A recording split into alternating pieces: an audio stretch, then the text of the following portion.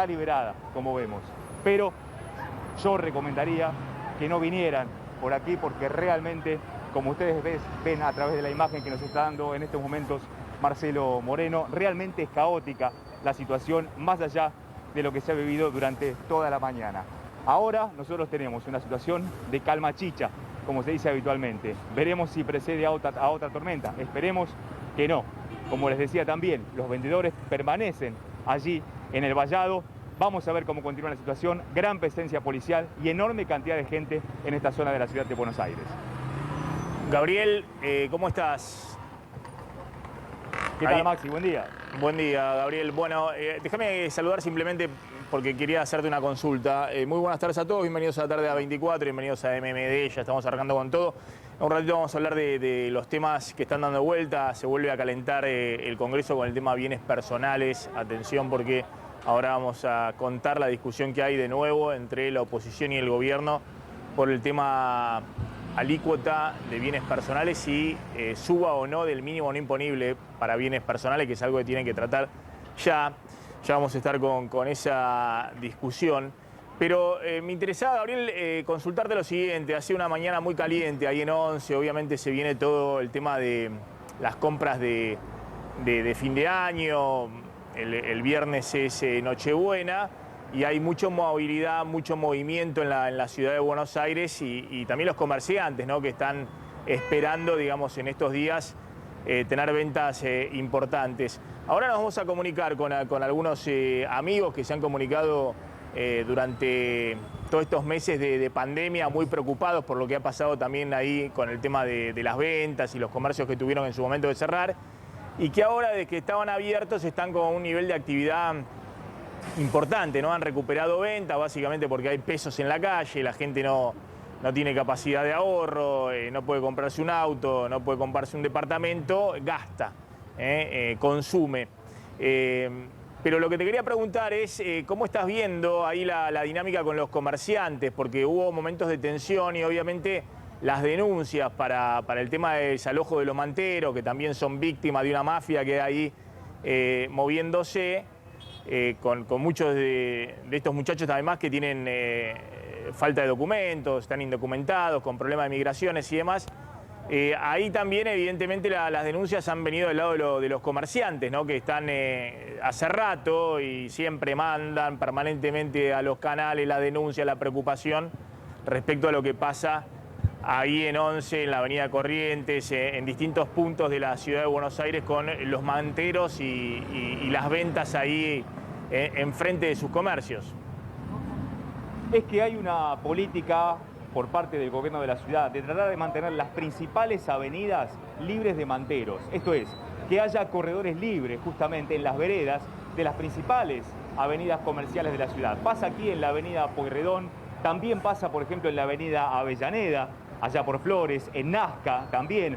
Hemos sido testigos justamente de protestas de manteros también en aquella zona del barrio de Flores, en Nazca y Avellaneda. ¿Por qué? Porque los manteros tal vez puedan estar en alguna calle justamente perpendicular a estas avenidas principales, pero no en ellas. Entonces aquellos que quedan fuera justamente de la posibilidad de establecer sus puestos dicen, ¿cómo puede ser? Hay algunos que pueden porque están en una calle determinada y nosotros no tenemos lugar y no podemos nosotros ponernos en la avenida. Bueno, ahí está la situación que se da justamente en el conflicto de aquellos que pueden vender y no pueden vender. Los que no pueden vender porque quieren colocarse aquí, obviamente son las calles más transitadas y tienen más posibilidad de vender. Ahí está la situación, Maxi. Pero aquí particularmente lo que se dio hoy es un procedimiento, un allanamiento por violación a la ley de marcas, en una galería en particular. Por supuesto que muchos de los vendedores utilizaban esa galería como depósito. Cuando vinieron a ver qué pasaba con su mercadería, bueno, allí comenzaron los incidentes. Nosotros queremos vender, queremos trabajar. Obviamente estamos en una época de crisis muy importante en la Argentina y todos quieren hacerse el mango en este fin de año. Y allí comenzó todo, ¿no? Pero el punto crucial es este. En las avenidas principales el gobierno de la ciudad no quiere manteros, está decidido a evitarlos.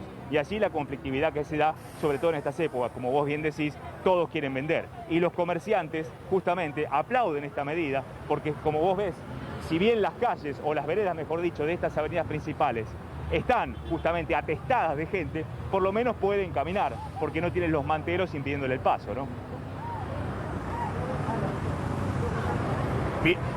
Bien, Gabriel, vamos, ¿hasta qué hora te puedes quedar ahí?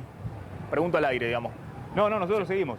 No, seguimos Bueno, al aire. perfecto. A ver si me ayudan un poquito para que construyamos un poquito esto que habíamos hablado, porque justo uno de los temas que se me habían ocurrido en este momento con el tema de las ventas, mostrarme lo que está pasando ahí, es no solamente porque se dispararon un poco los precios de textiles y todo eso, lo que veníamos hablando hace rato, bueno, sino también esto que está pasando en la calle que les comentaba, ¿no? Que siempre plantean los comerciantes de la zona y bueno, y es una situación difícil y se corre un poco el gobierno también de la ciudad como mediador y bueno, todo un poco lo que hablamos siempre, ¿no? sobre este tema.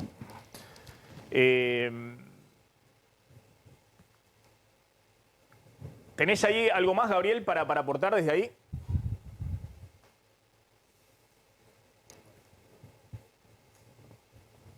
Económica, de la reactivación que esperan los comerciantes, también tenemos que ver la cuestión sanitaria. Hay una enorme cantidad de gente muy concentrada, está colapsada justamente las veredas de tanta gente que hay y el uso del barbijo no está en un 100%, ni siquiera en un 90%. Y eso realmente es preocupante en un momento más en donde los casos están aumentando. Ya hemos tenido varios días consecutivos arriba de los 5.000 casos.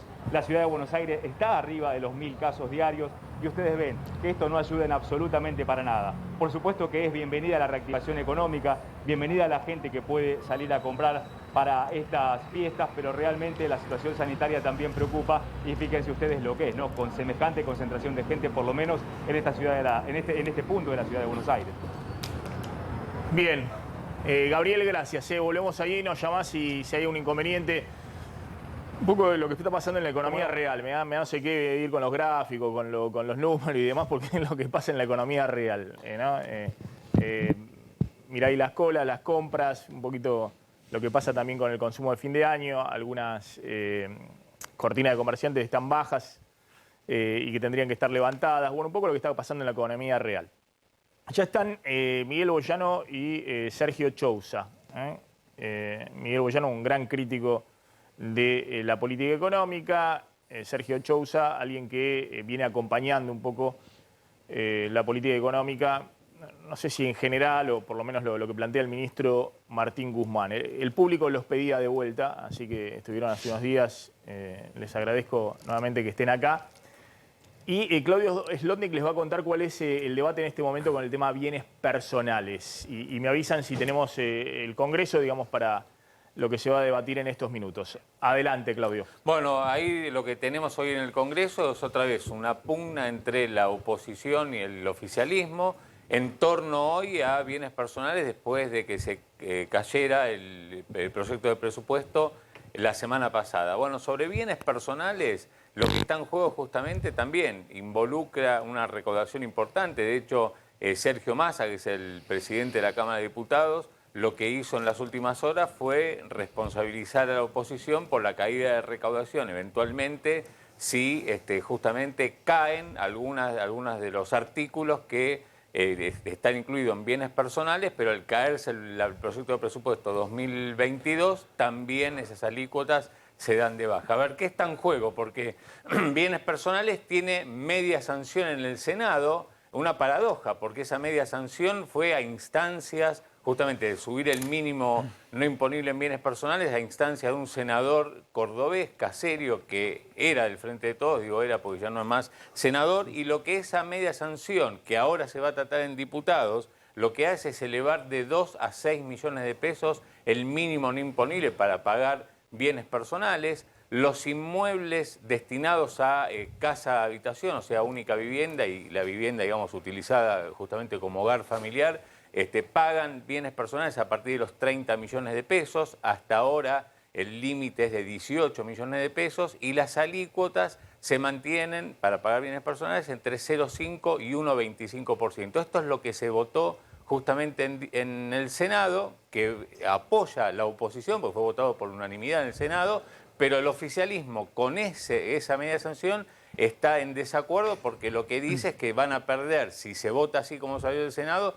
van a perder recaudación. Entonces va con un proyecto propio que está escribiendo por estas horas, digamos, el Ministerio de Economía, que se está esperando que llegue justamente a la Comisión de Presupuesto y Hacienda, pero cuyos principales lineamientos ya trascendieron y habla de esto, que efectivamente, como ya salió del Senado, sube de 2 a 6 millones de pesos el mínimo no imponible, o sea, a partir del monto en el cual se empieza a pagar bienes personales. Los inmuebles destinados a casa, habitación, siguen pagando a partir de los 18 millones de pesos, o sea, no a 30 como fue votado en el Senado, sino que lo que ahí dice Guzmán es que se empieza a pagar a partir de los 18 millones de pesos. La alícuota máxima, esto es lo que está pidiendo el gobierno, pasaría de 1,25 a 1,50. Justamente como cayó el proyecto de presupuesto, lo que están pidiendo con esta nueva iniciativa es elevar la alícuota máxima a 1,50 para los patrimonios superiores a los 100 millones de pesos. Ahora la alícuota máxima es de 1,25% y se aplica a los bienes de más de 18 millones de pesos.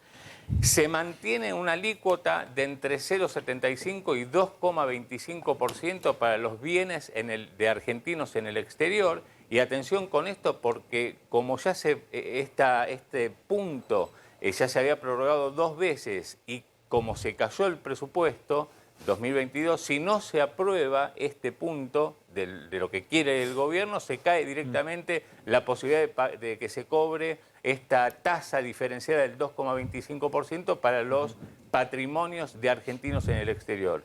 Y por último, lo que está pidiendo Guzmán es que la actualización del mínimo imponible de ganancias de ahora en más, quede actualizada según el índice de inflación minorista, algo que hasta ahora no existía, digamos, justamente se está dando toda esta discusión porque no existía una actualización automática, pero lo que el proyecto oficial que va ahora a diputados incluye es esta justamente actualización automática. Carlos. Sí, digo, más allá de las cuestiones técnicas que tan bien explicaba Claudio Zlotnik, acá la lectura política es un proyecto que fue aprobado por el Senado, que debería bajar a diputados y en diputados debería ser aprobado.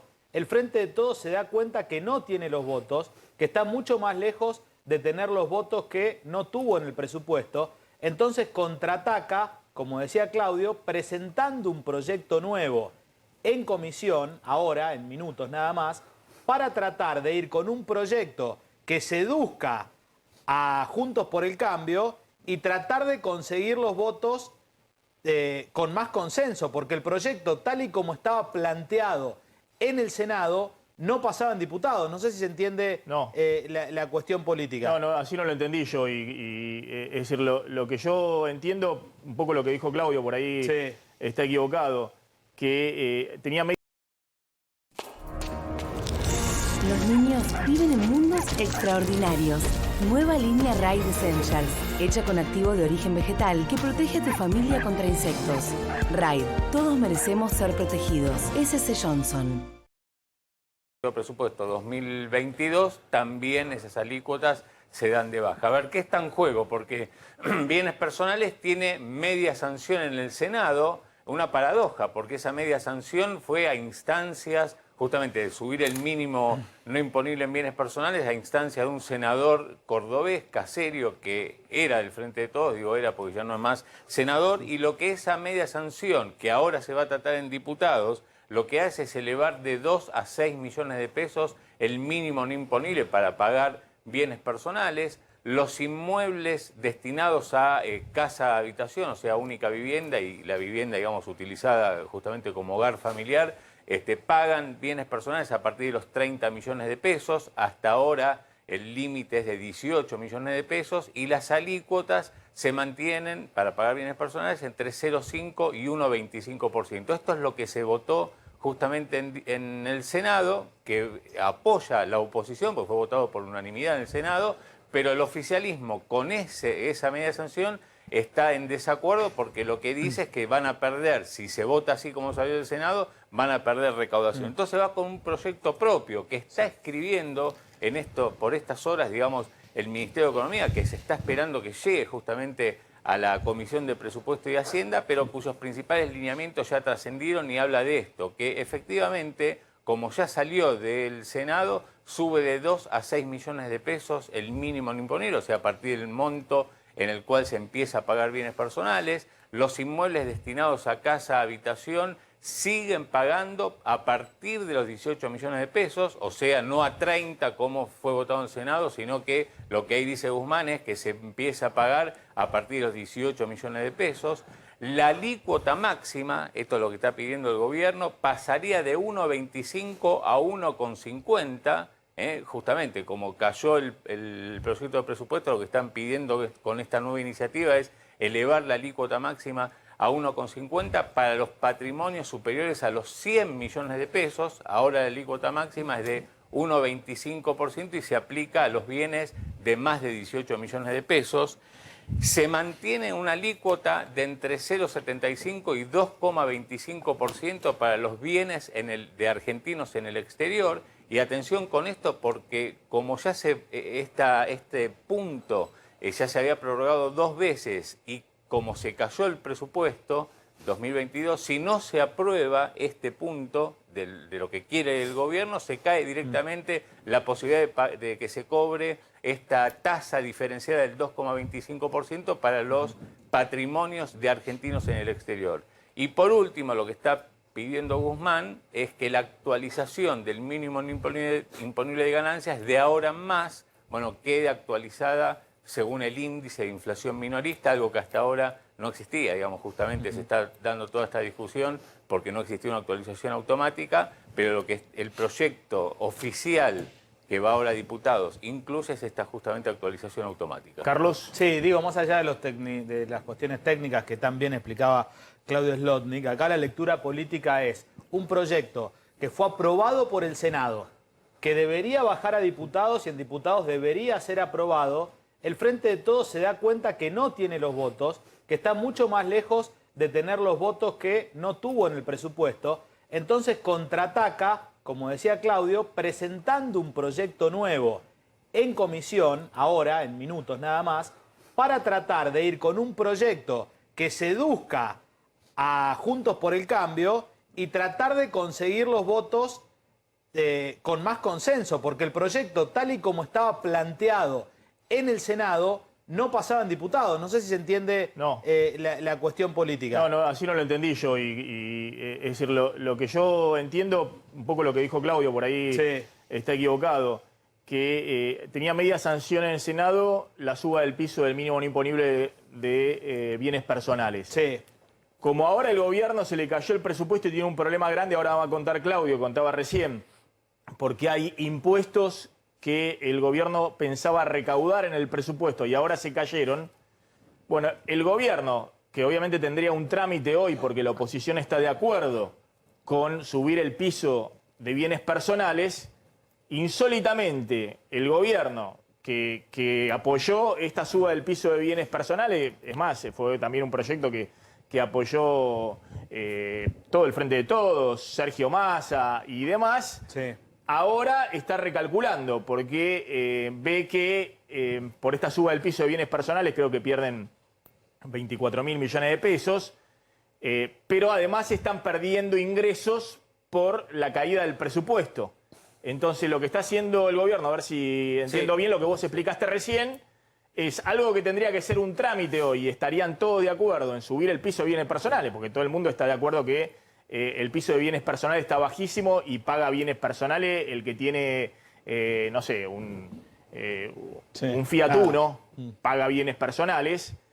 Bueno, el gobierno está ahora tratando de modificar esto porque le interesa esto que dice Claudio, como se le cayó el presupuesto, le interesa hacer algunas prórrogas impositivas que le permitan recaudar más el año que viene a través de otros mecanismos. Solo en bienes personales, el cálculo de Sergio Massa es que el gobierno deja de recaudar y también de coparticipar con las provincias 76.000 millones de pesos. Claro, pero para. No por esto que tenía media sanción del Senado y que tenía que aprobar hoy diputados. Por eso iban a perder 20.000, 24.000 millones de pesos por la suba del piso del mínimo no imponible. Pero como explicó el presidente de la Cámara de Diputados, Sergio Massa, en un informe que le envió a los gobernadores, al caerse el presupuesto, no se prorrogan dos cosas que le interesaban mucho al gobierno. Una es que en el caso de bienes personales, para los que están por arriba de 18 millones de pesos y los que tienen bienes del exterior, se apliquen las alícuotas más altas que se aumentaron para los ejercicios 2019 y 2020 de manera extraordinaria.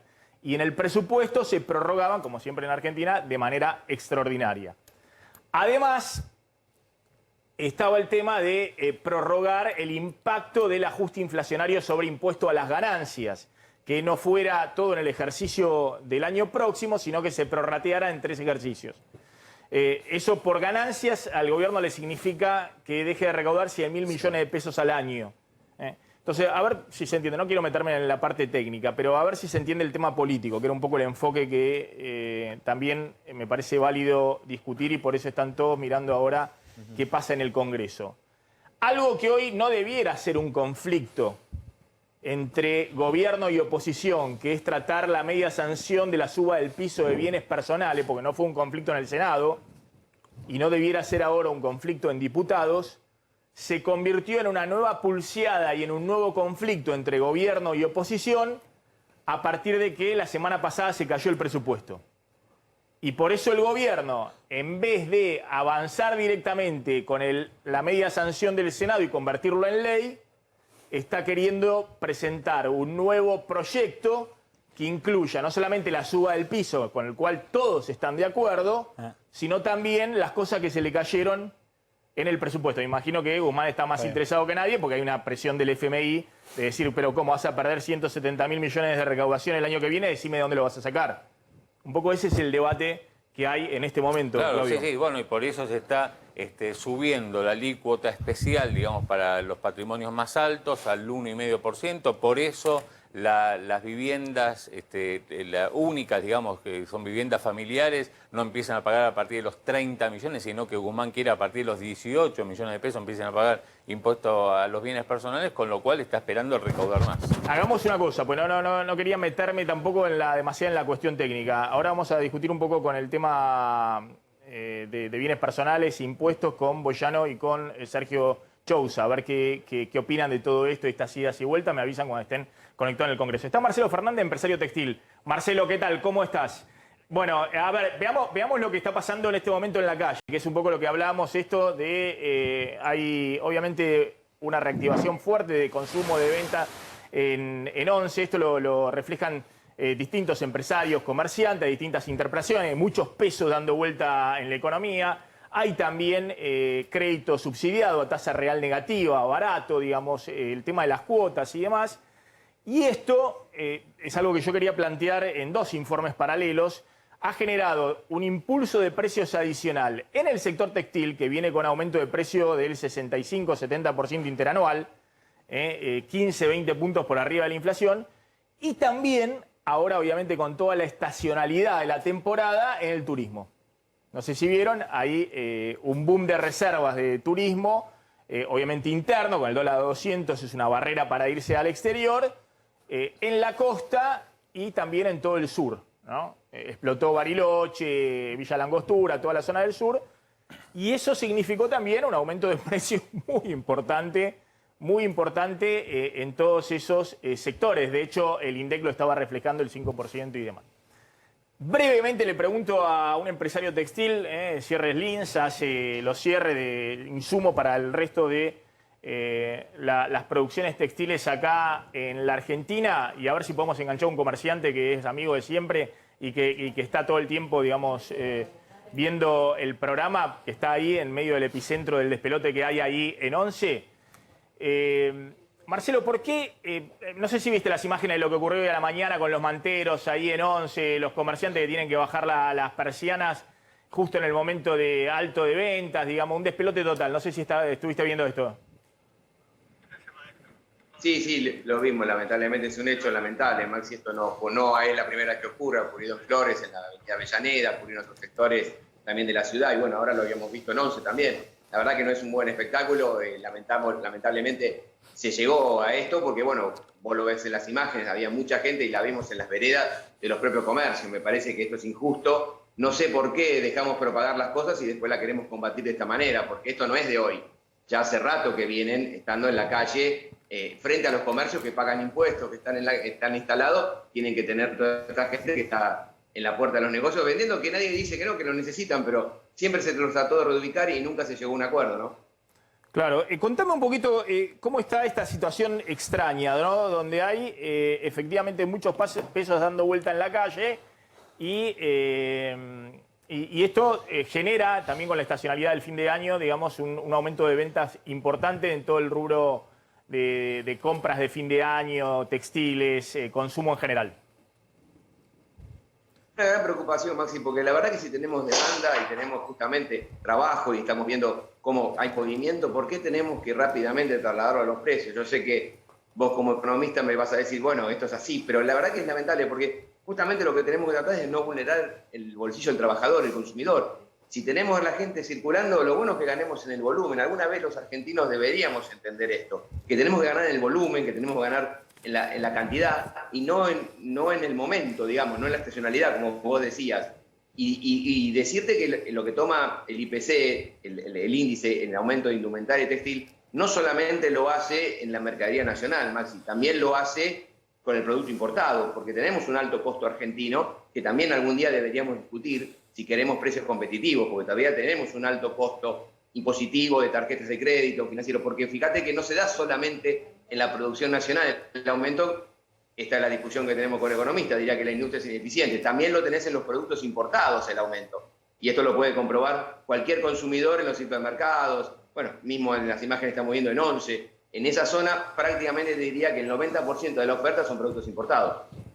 Y aún así vienen con remarcaciones, digamos, en la dinámica de suba de precios de todo el sector. Es lo que vos decís, por eso digo que esto no es que... Porque muchas veces se defenestra la industria nacional, que es verdad, tiene que ayornarse, mejorar, ser productiva, tener calidad, eso lo sabemos y lo estamos asumiendo muchos de los empresarios pymes, sobre todo los vinculados a nuestra institución, a Cejera, y lo venimos discutiendo, pero nada, me parece que también hay que ver el costo argentino porque aumenta el producto importado, o sea, no es que aumenta el producto nacional y el importado queda mucho más barato, sino que también acompaña y muchas veces supera el aumento de los productos nuestros, porque nosotros debemos competir con ellos, entonces nos tenemos que cuidar. Pero fíjate que si hacen un relevamiento, y ojalá algún día se haga muy bien, toda la mercadería, inclusive la que están incautando, no es mercadería producida por industria nacional. Bien, Marcelo, te agradezco. Simplemente contá en un minuto, mañana están lanzando algo que es interesante, que es coordinarse empresarios argentinos para vender en Brasil. Están viendo un mercado gigante en Brasil. Y obviamente siempre hay dificultades de acceso, está todo el tema de si Brasil va a devaluar o no, pero contá brevemente lo que están lanzando mañana desde Cejera, la Asociación Empresaria PYME, y después me tengo que ir al tema este de bienes personales. Te agradezco, Maxi, da para ampliarlo mucho más, pero te voy a ser muy breve. Nosotros hemos detectado, después de muchos viajes que hicimos a Brasil, ya lo sabíamos desde antes, que la manera que las pymes, que no tenemos importadores directos, la manera de poder exportar más y empezar a tener presencia es instalándonos nosotros a través de comercializadoras.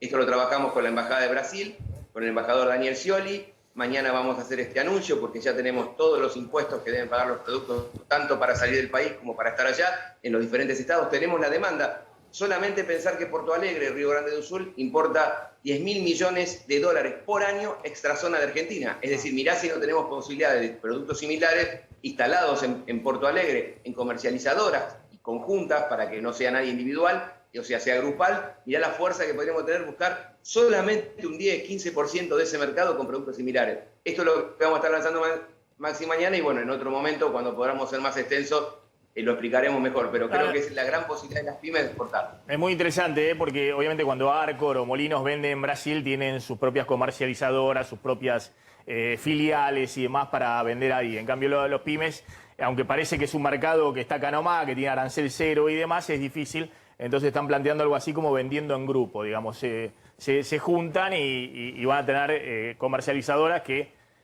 compren los productos que venden conjuntamente los pymes de la Argentina, a ver si pueden ir entrando progresivamente de manera más agresiva en el mercado brasileño.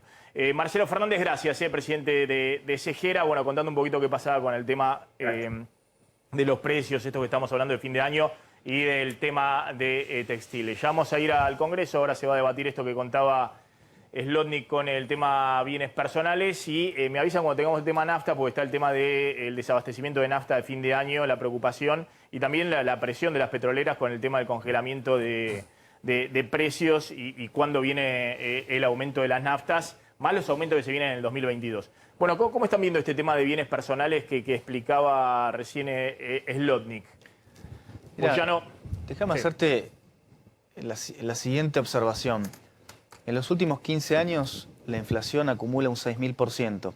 En ese mismo periodo, el mínimo no imponible se aumentó nada más que un 1.800%. No hay mucho más que decir. En definitiva, lo que termina pasando es que esa base imponible fue creciendo y es el Estado que sigue avanzando sobre los privados. Pareciera Hoy el mínimo de bienes personales es 2 millones de pesos. 2 millones y se va a aumentar a 6. Hoy es 2 millones de pesos mínimo de bienes personales. Estamos hablando de $10.000. $10.000. Sí. Hoy cualquier auto... No sé, yo te diría 10.000, capaz que él te dice 20.000. No, 10.000. No, 10.000. Bueno, no sé. También es cierto, no, pero vamos a decir una cosa. Está bien. No, 2 millones de pesos, vamos a decir una cosa. 2 millones de pesos en realidad, si uno tiene Evaluación fiscal. 20.000, claro, si uno tiene $20.000 en el banco, en una caja de seguridad y los declara, ese sería el piso, porque la AFIP toma el tipo de cambio oficial. Pero bueno, vamos a ponerlo en estos términos. Cualquier auto hoy en el mercado argentino de ingreso de la gama baja está alrededor de los 2 millones de pesos. 0 kilómetros, Sí, sí. ¿no? Sí, no hay. 1.600.000, 1.200.000, 2 millones de pesos. Solo eso ya empieza a pagar el impuesto a los bienes personales. Pero fíjate, Maxi, la explicación de Massa de que la oposición desfinancia, pero no es nunca la casta política, la política diciendo vamos a gastar menos. Es siempre vamos a ir a sacudir a los privados. Absolutamente siempre. Yo creo que recién ahora hay alguien que en el Congreso, como fue expert la otra vez, dijo, tienen que pensar en ahorrar. No puede ser que todo tenga que ser ir a cobrar más, ir ver dónde podemos cobrar más, porque ya no hay más de dónde sacar. Y esto alcanza al frente de todos como a Juntos por el Cambio. Son votadores de impuestos seriales.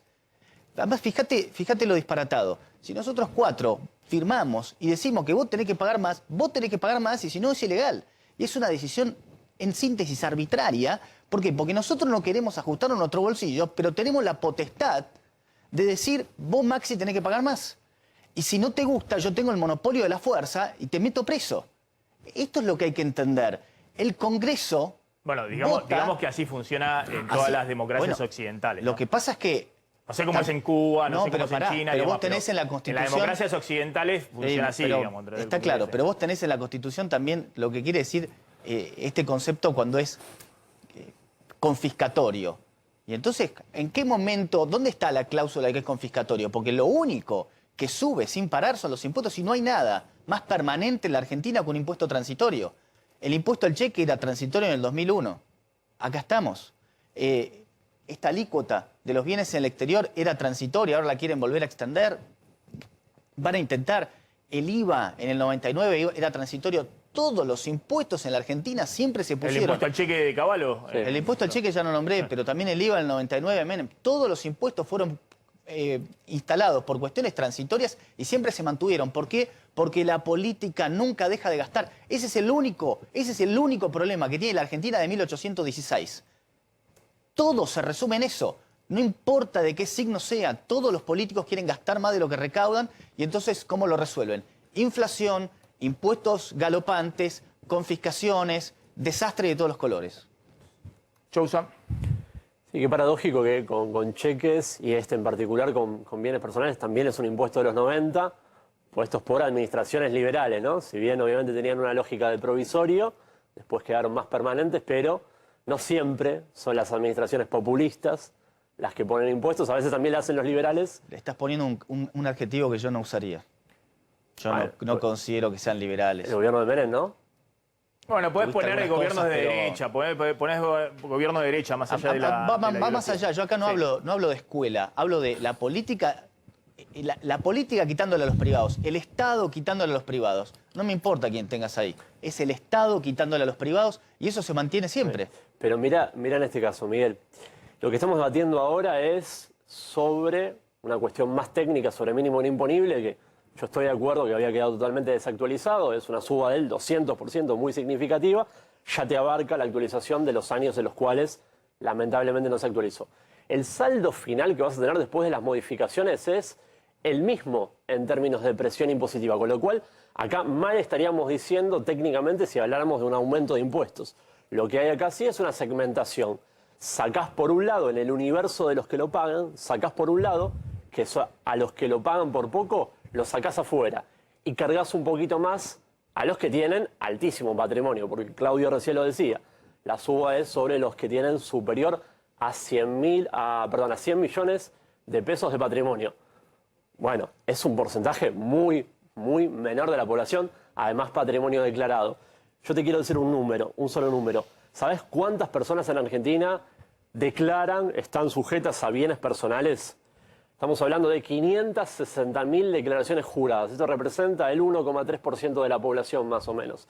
Es un impuesto muy minoritario. Obviamente a nadie le gusta pagar impuestos y está perfecto que así sea. Después podemos discutir qué es confiscatorio y qué no.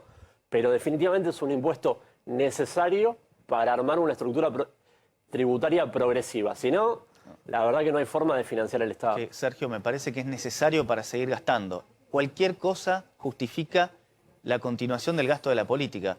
Y fíjate que vos usás un argumento que me resulta bastante peligroso. Como son pocos, el impuesto lo vamos a justificar. Ese también fue el justificativo del impuesto a la riqueza. Pero la Constitución no te avala eso. Como son pocos, ¿cuál es el argumento? La ley no tiene que ser pareja para todos, ¿entendés? Me parece que es... creo que es a todas luces totalmente arbitrario y no hace más que justificar el gasto que la política no quiere ceder. La política quiere seguir gastando para lo que sea, para infinidad de cosas, y acá estamos con una economía que no puede crecer en buena medida porque está ahogada con impuestos. En Estados Unidos también se está dando la misma discusión, ¿no? Podemos debatir el perfil ideológico del actual presidente, pero cuando llegó Biden al poder, lo primero que dijo fue impuestos justos, ¿no? Fair shares.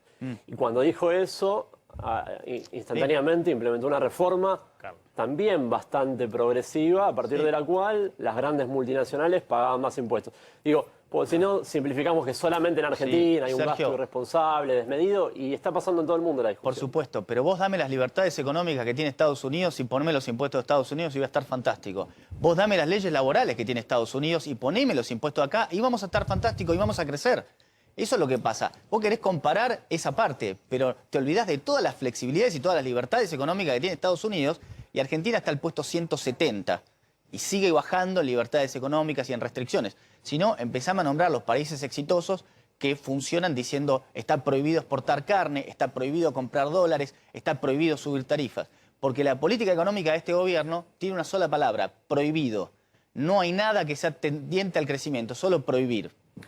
Sí, es una discusión también que siempre nos lleva al huevo y la gallina de si tienen buena provisión de servicios públicos los países avanzados porque previamente hicieron un Estado más liviano o si previamente consolidaron, tuvieron mayor solidez en términos recaudatorios y después ahí sí con un mayor desarrollo pudieron aliviar la estructura impositiva. Pero por fuera de lo teórico, que a mí mucho en lo personal no me interesa, me parece que sí tenemos que discutir lo que está pasando en Argentina en términos más amplios, ¿no? Acá este es un solo impuesto, pero algo que no se suele discutir mucho en la tele, en la discusión más mediática, que es que hubo rebajas impositivas en estos 2 años. Hubo una parva de reducciones y eliminaciones de uno de los impuestos más distorsivos, que son los derechos de exportación, las retenciones. Bueno, de eso cada 3 meses hay una rebaja muy agresiva. Hace unas semanas se bajaron un montón de economías regionales, reduciendo muchas de las distorsiones que se crearon después de que Macri fue al Fondo Monetario, que subió indiscriminadamente y mal perfeccionado las retenciones. Y bueno, y eso también se está trabajando. Digo, gradualmente no lo podés cambiar de un día para el otro, pero conforme te da espacio fiscal, lo estás haciendo. Perdóname, pero las retenciones se bajaron en economías regionales, donde es irrisorio respecto a donde se aumentaron. Pero veamos cuánto más recaudás por lo que aumentaron. Por ejemplo, con el tema carnes, por ejemplo, con algunos cultivos, versus la cantidad de productos a los que le bajaron retenciones, pero en términos recaudatorios son irrisorios respecto a donde subiste retención. Entonces, no digas que bajaron impuestos vía retenciones, porque no es así. Y no es ideológico. Eso es lo que es. Bueno, Es aritmético. Es matemática pura, Además, no merita una discusión ideológica. Mirá la recaudación por derechos de exportaciones e importaciones sobre PBI y bajó en los 2 últimos años. Lo que pasa Pero es que porque también- bajó el precio el año pasado de la soja. Por eso bajó. Pero no me digas que bajaron retenciones cuando bajaron para un montón de productos que casi ni se exportan de economías regionales, pero a lo que se exporta fuerte se la subieron. No solo eso. Partamos de verdades. Se eliminó también todos los derechos de exportaciones sobre servicios, que esto también es algo que no se dice mucho. La administración anterior, por primera vez en la historia, aplicó retenciones sobre servicios y eso se elimina ahora en 2022. Bueno, hay que ver la película entera y me parece que si vos ves, cierro con esto, niveles de presión impositiva a PBI este año 2021, cuando cierre, todavía no tenemos los datos consolidados, pero no vas a estar muy lejos de 2019, a pesar de que te cayó una pandemia encima, ¿no? Eso no Sergio, me parece menor. ¿Vos nos querés hacer creer que este es un gobierno que baja impuestos? Porque la verdad que entonces no sé qué película estuve viendo los Creo que últimos lo 2 años. segmenta. Yo creo Estoy que- sorprendido. Yo creo que esta administración nunca se sintió incómoda con el nivel de presión impositiva a PBI y sí tiene una vocación de segmentar de mejor manera. Por eso ganancias, por ejemplo, que esto también es algo que no se dice mucho, ganancias se segmentó de forma mucho más efectiva para el segmento empresas. A ver, espera un segundito. Voy a aportar un tema de hoy. Está el tema de naftas. Contame el tema de naftas. Bueno, Contame por qué hay tanta discusión con el tema naftas. Nos metemos en eso y ahora voy a contar un poquito por qué Guzmán al final salió con la suya en la discusión con Cristina este año con el tema del ajuste fiscal y del déficit fiscal. Hace algunas semanas habíamos contado acá que algunas estaciones de servicio, sobre todo en el interior del país, de bandera blanca, justamente como les aumentaban los costos y el precio de la nafta, digamos, regulado por YPF, que tiene más del 55% del mercado, se mantiene constante, congelado, entonces esas empresas empezaban a tener problemas de abastecimiento, no les rendía vender nafta, porque no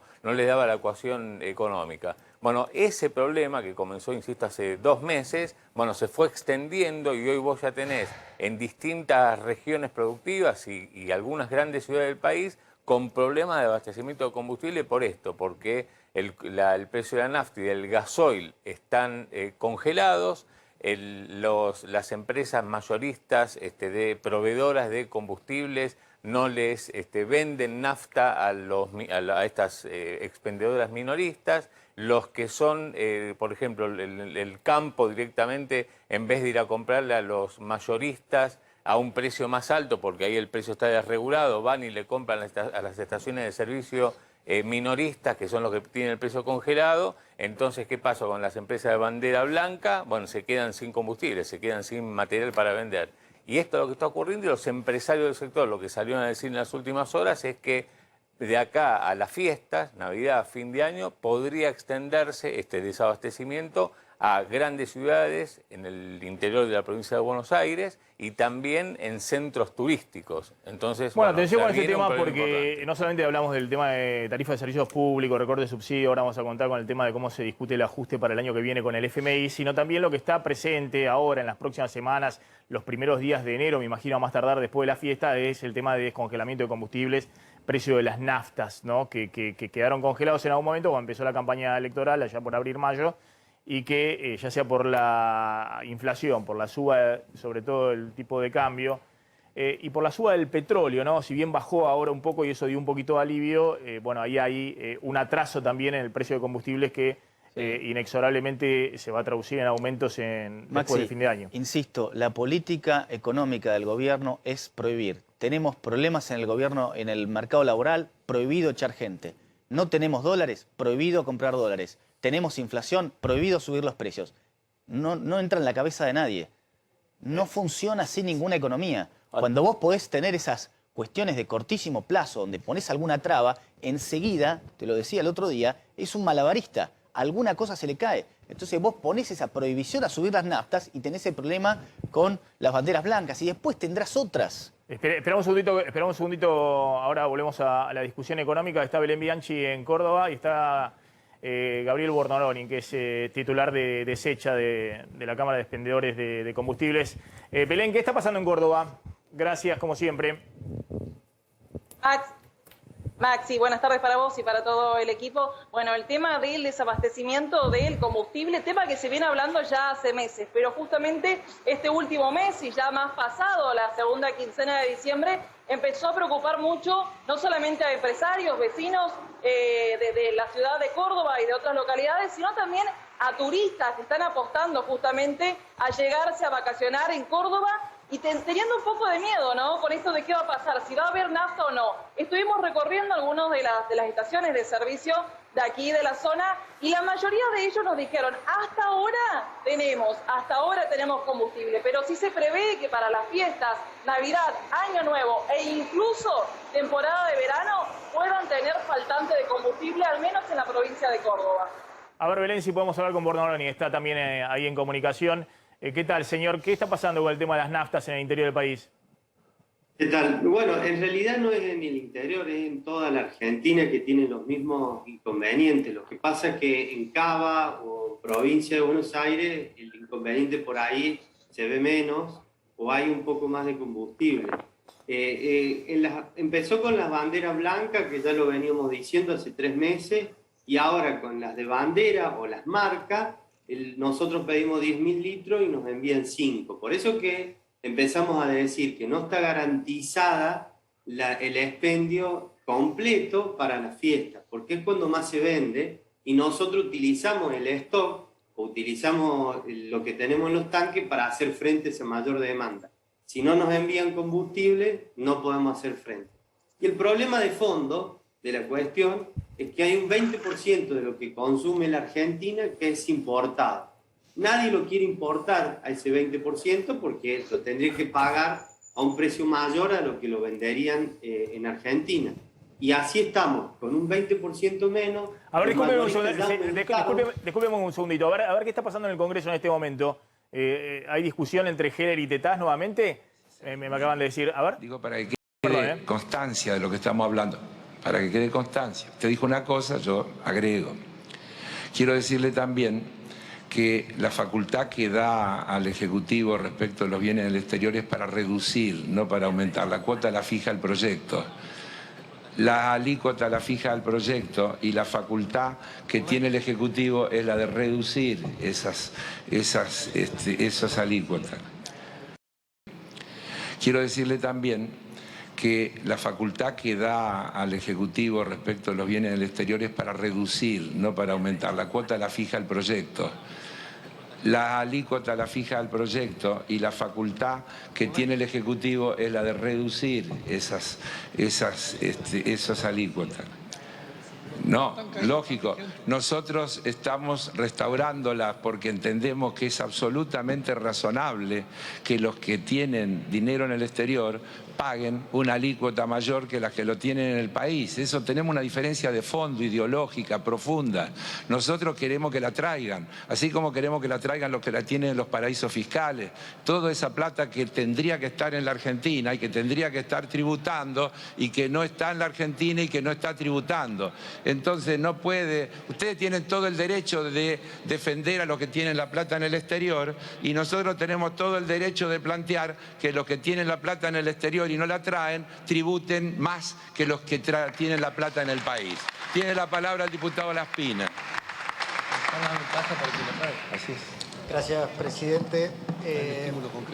Bueno, nosotros vamos a insistir con la media sanción que viene desde el Senado. Primero por razones de urgencia.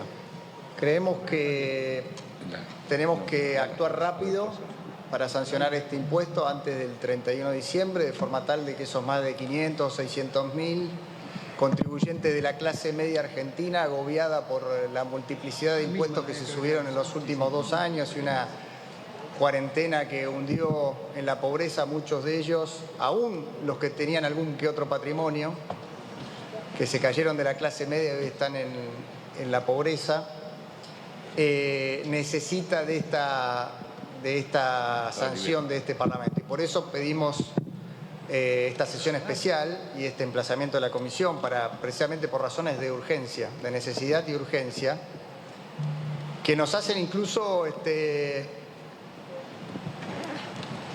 alguna forma relegar a un segundo plano el debate sobre respecto a la Cámara de Origen en materia impositiva.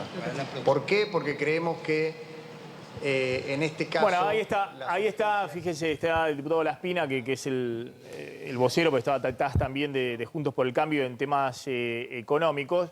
Es un poco lo que anticipamos recién, ¿no?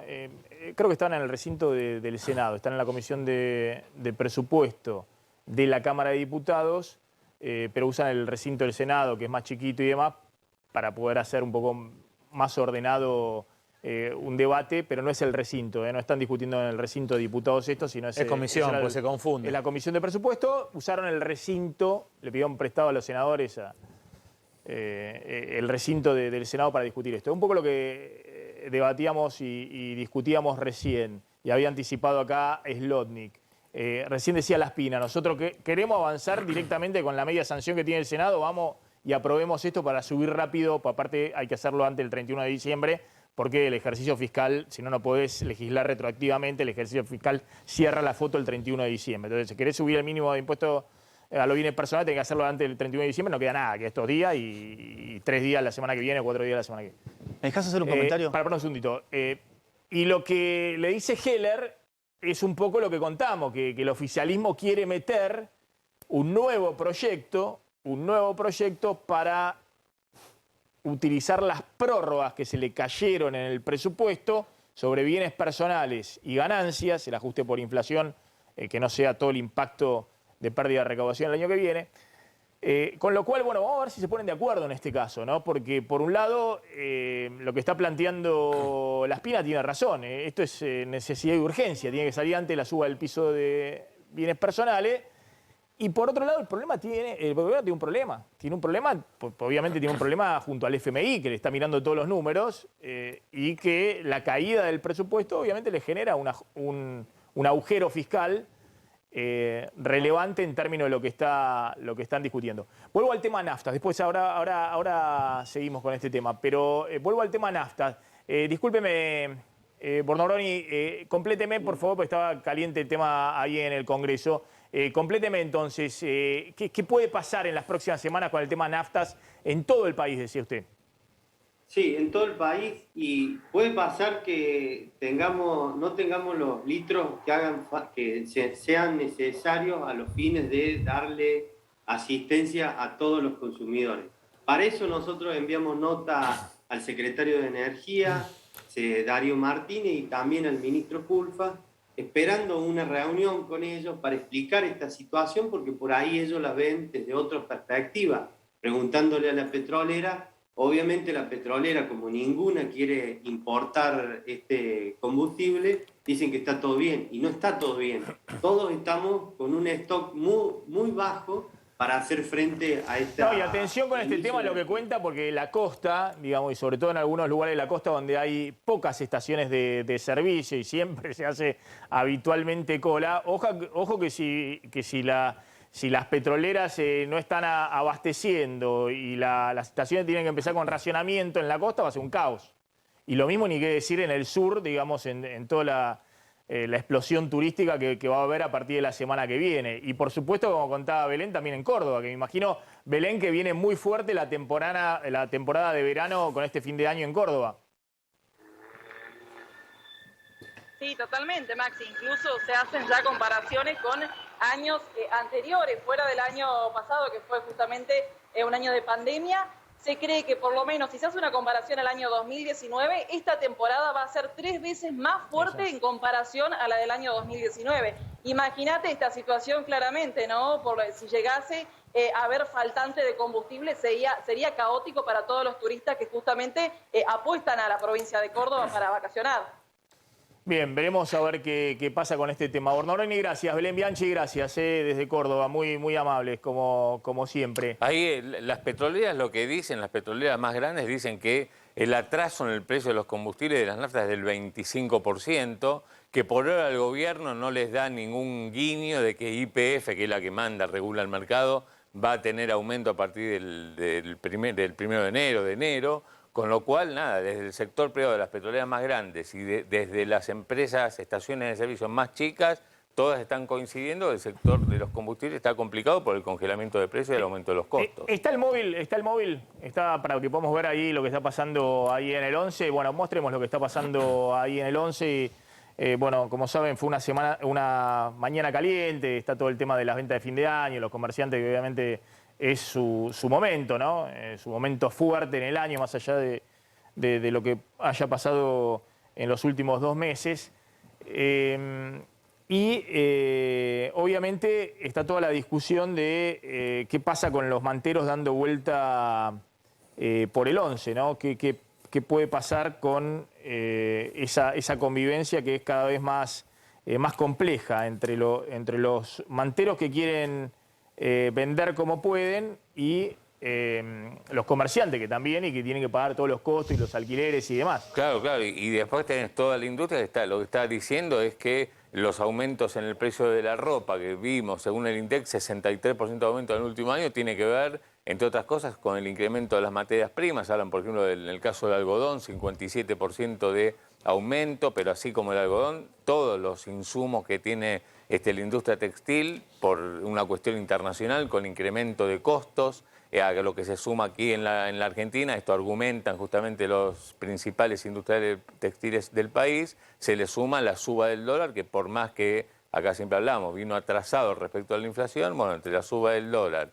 y cómo en dólares ha aumentado desde el algodón a las fibras, bueno, eso hace, según los industriales, a este impacto tan importante en el precio de la ropa cuando uno va a comprar. Bueno, está Armando Fleider, que es el dueño de Varonil. Armando, ¿cómo andás? Que siempre... Hola Maxi, ¿cómo andás tanto tiempo? Bien, Armando, tanto tiempo que siempre nos viste, Varonil. Miren qué elegante que estoy como siempre ahí con los diseños de Armando. Me tengo que dar una vuelta hace tiempo que no me doy una vuelta, pero bueno, ya veremos el año que viene. Armando... Sí, hace rato. Sí, hace rato que no lo vemos. Armando, contame un poquito que cada vez que hablamos, hace rato que vos venís advirtiendo acá, hay un problema grande con el orden del espacio público, los manteros, hay un descontrol que se suma a lo que sufrieron todo el tema de los comerciantes en Corrientes y demás con la pandemia, con los cierres, con la cuarentena.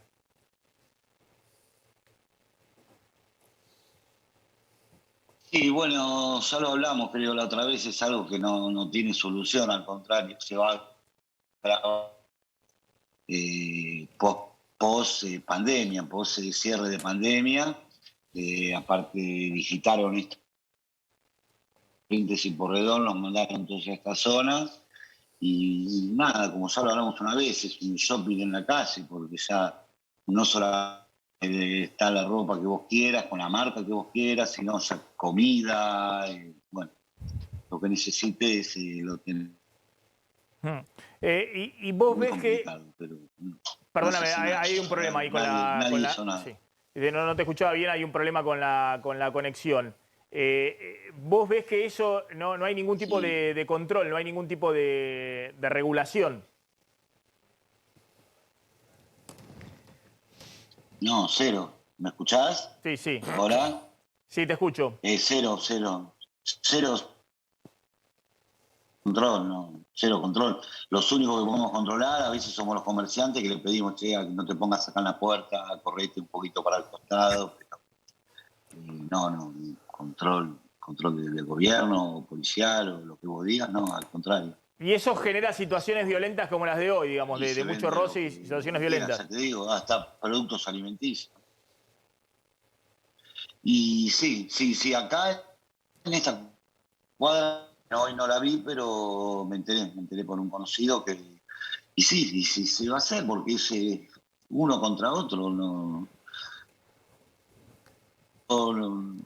es muy complicado. Y estas fechas, que son más calientes, para algunos rubros se pone peor, ¿no?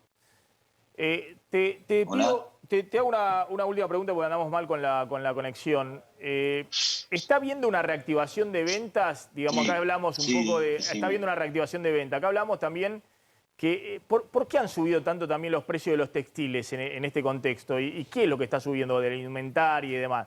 ¿Por qué está, según el INDEX, 65-70% de aumento respecto al año pasado? No, bueno, ahí no, la verdad no sé, lo nuestro no pasó eso, pero sí hay un aumento en los talleres, hay menos talleres, hubo más demanda y muchos talleres que cerraron, los que quedaron seguramente quieren recuperar algo de lo perdido. Las telas escasean en algunos rubros y bueno, son importadas, van con el valor del dólar. Un aumento muy grande, pero sí sé que hay, y la reactivación que vos me dijiste, y en mi rubro se vio porque se habitaron las fiestas, los casamientos, los 15, fiestas de... Ahora Navidad no es el fuerte nuestro, pero sí, se reactivó, claro. Bueno, aparte veníamos de la nada, ¿no? Está bien. Está bien, sí, no, y aparte cuando hablan del tema del dólar, ojo que mucho me cuentan en el rubro textil, que bueno, depende de la disponibilidad de dólares oficiales que tengas y en la renovación de stock, que todos están jugando con los stock, que nadie quiere quedarse obviamente en cero con el stock y toda la incertidumbre de a cuánto voy a pagar para renovar. Exacto. Bueno, no es el dólar oficial el que está comercializándose en grandes franjas, ¿no? Sino que y por eso, por es, lo es el dólar de 200 que ha subido un 50% este año. Un poco menos. Claro, porque el blue, pero el MEP ha subido. Según los importadores le está costando importar y lo hacen valer. Sí. Armando, gracias. Como siempre. También, si falta mercadería y hay pocos que importan, bueno, gracias, dale. Falta mercadería y hay pocos que importan. Decís, el que tiene la mercadería y que tiene acceso a esos dólares oficiales, la hace valer, digamos. Por eso contamos de por qué los productos importados también aumentan. 35% arriba el algodón en el año. Además en dólares afuera. Bueno, además se suma eso, digamos, el aumento del precio en dólares de muchos insumos afuera. Todos los insumos de industria textil que todos los están bancos dolarizados, centrales, el caso de algodón un poco más, es porque 56%. todos los bancos centrales inundaron al mundo de papel moneda. Estados Unidos, Europa, etcétera. Por eso también se suma esto que vos contás, que es la inflación en dólar a nivel internacional, que también impacta. Armando, gracias, como siempre muy amable, felices fiestas. No, gracias. Gracias. Bueno, cuento rápidamente esto. Vamos avanzando con el programa. Fíjense cómo Cristina le ganó la pulseada y lo engancho con lo del...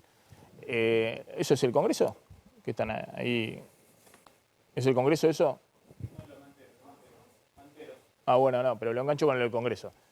Al final Guzmán hizo lo que le prometía al FMI, el cruce con Cristina por el ajuste en el año electoral. Fíjense lo que pasó. ¿Recuerdan después de las PASO cuando el Frente de Todos pierde categóricamente frente a la oposición, a Juntos por el Cambio? Cristina saca la carta diciendo que ha habido un ajuste fiscal equivocado y muestra los números, que no son exactamente los del número del Ministerio de Economía, pues muestra números de la Oficina Nacional de Presupuesto del Congreso, pero le dice a Guzmán: mirá, vos habías prometido que este año el déficit fiscal iba a ser 4,5% del PBI y estás muy lejos de ese déficit y vas a cerrar un año electoral con un déficit fiscal mucho menor. Y nosotros dijimos, más allá de que figuraba 4,5% de déficit fiscal en el presupuesto 2021, Guzmán le había prometido al FMI, y lo contamos porque Guzmán se lo contó a inversores ya desde fines del año pasado, principio de este año, que la meta que él trabajaba de déficit fiscal para este año, el déficit fiscal primario, antes de pago de intereses, era del 3% del PBI. Y finalmente, eso es lo que ocurre. ¿Y cómo va a cerrar el año? Fíjense los números rápidamente. El déficit fiscal primario el año pasado fue 6,5% del PBI, base caja, lo que ingresa y lo que se paga, lo que se gasta, lo que se paga, no el devengado que usa los números del Congreso, Oficina de Presupuesto. Esto es lo que se acuerda con el Fondo Monetario, lo base caja, que es la planilla de todos los meses del Ministerio de Economía, el mega déficit fiscal financiado por emisión monetaria, y este año estas curvas se cruzan. Esto era el gasto público el año pasado y esto era la recaudación que se había derrumbado y se generó un déficit fiscal enorme. Y el gasto público aumentando algunos meses al 100% respecto igual mes del año anterior porque se disparó con el gasto COVID, lo que ustedes saben. Y la recaudación se había derrumbado, había más de 40% de inflación y la recaudación estaba en cero respecto a igual mes del año anterior. El mega déficit fiscal del año pasado financió con emisión monetaria.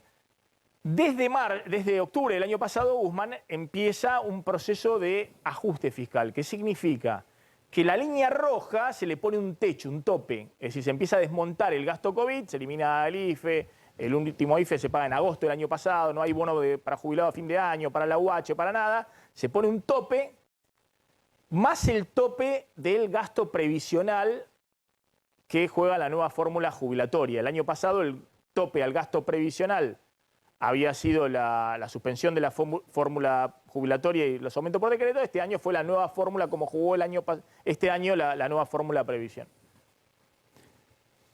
Y por eso el gasto público empieza a crecer todos los meses por debajo de la inflación y por debajo de la recaudación. La recaudación se dispara y el déficit fiscal, primeros 11 meses del año, esto es lo que informó ayer el Ministerio de Economía, da 2,1% del PBI. 2,1% del PBI de déficit fiscal. El presupuesto figuraba para todo el año 4,5% y obviamente solo queda diciembre. Diciembre es un mes de mucho déficit fiscal porque se aumenta el gasto. A lo sumo puede haber un punto adicional de déficit fiscal. O sea que el déficit fiscal de este año va a cerrar en 3% del PBI. Que es lo que quería Guzmán y que le había prometido al fondo y a los inversores. Y claramente no es lo que quería Cristina, porque Cristina le había dicho que había un ajuste fiscal equivocado en un año electoral, en un año en el cual el oficialismo perdió por paliza en la elección. Y esto se logra porque si bien aumenta la obra pública, que es una partida pequeña en el presupuesto, ahora van a ver, aumenta 50% en términos reales por arriba de la inflación, se disparan los subsidios económicos para el congelamiento de tarifa, aumentan 33% en términos reales por arriba de la inflación, y esta sí es una partida que se ha disparado y es muy grande y que tiene en la mira el año que viene Guzmán con el FMI, y los salarios públicos apenas empiezan a recuperar recién en los últimos meses. Y recién el gasto salarial está en términos reales positivo apenas 2% en estos últimos meses. Todo el gasto grueso, que es el 60% del gasto público, que es el gasto previsional y social, viene ajustándose en términos reales por debajo de la inflación y por debajo de la recaudación. Eso es lo que le permite a Guzmán cerrar con este 3% de déficit fiscal en un año electoral. Pese a que Cristina le decía, y se lo puso en una carta, se lo puso escrito, que había que cerrar con 4,5% de déficit fiscal. Cuando yo le decía, bueno, no se fijen en esto, la obra pública se reactivó, pero fíjense desde dónde se reactivó la obra pública. La obra pública está en pisos históricos. En el 2019, cuando Macri cierra el segundo acuerdo con el fondo, tiene que frenar toda la obra pública, y es un piso histórico, 1% del PBI en obra pública. En el 2020, con la pandemia, también tuvo un nivel 1,3% del PBI de obra pública. Históricamente, nada. Se recupera 1,8% del PBI este año, pero de todas maneras está por debajo del 2017, del 2016 y muy por debajo del 2015, la obra pública. No es una partida... La partida que se le dispara al gobierno este año, y se le dispara a Guzmán, porque tuvo un conflicto con parte del gobierno, con Cristina y demás, es la de subsidios económicos. Imagínense si Guzmán hubiera accedido a aumentar tarifas y generar que la partida de subsidios económicos fuera menor, hubiese tenido un déficit fiscal por debajo del 3% del PBI. Pero eso no lo logra hacer Guzmán, que era lo que le pedía el Fondo Monetario. En algún momento Máximo Kirchner tiene un cruce muy fuerte con Guzmán, le dice no se puede responder a dos amos. Venía de Washington y decía que había que hacer el tema tarifario. Eso no lo puede hacer porque tiene un cruce muy grande con Cristina en el inicio de la campaña electoral. Estamos hablando de abril, marzo-abril de este año. Pero sí lo que hace es silenciosamente, silbando bajito, licuando con el 50% de inflación la mayor parte del gasto previsional y social, además de desmontar gran parte del gasto COVID. Y eso le permite cerrar en 3% del PBI. Es decir, si la Argentina hubiese tenido este año un acuerdo con el fondo, hubiese cumplido con la meta fiscal. Para el año que viene, lo que están discutiendo ahora es el ajuste del año que viene. Y Guzmán dice que el FMI le acepta que el año que viene haya un déficit fiscal de 3,3% del PBI, que es más o menos como cierra este año se va a cerrar más bajo, 3%.